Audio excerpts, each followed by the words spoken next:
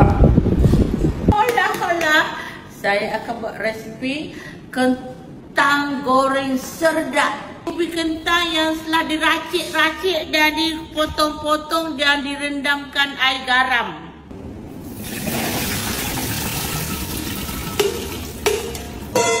Tengok hasilnya.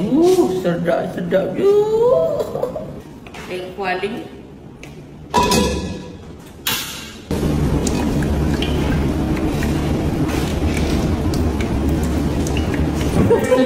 Secubit. Cukup.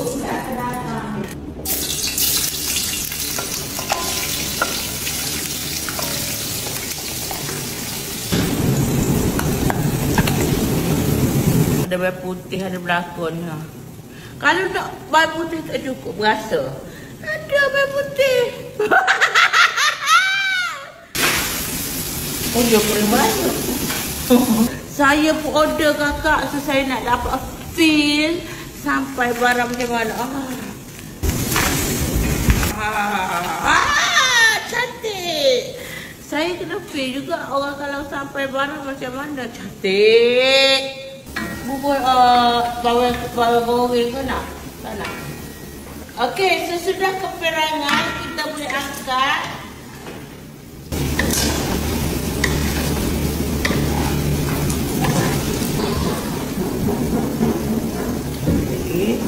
Waktu yang ditunggu kita makan dengan seredak. Ini cara you all mesti ikut. Kadang-kadang tak main. Sedap.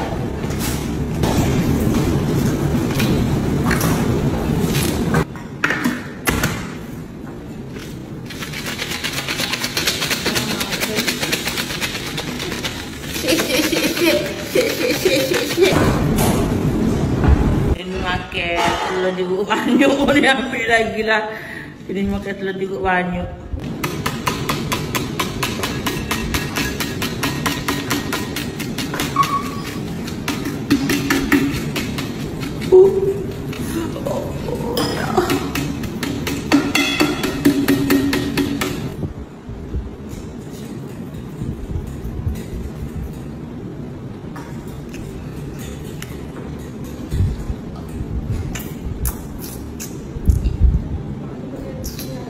Tak ya kakak.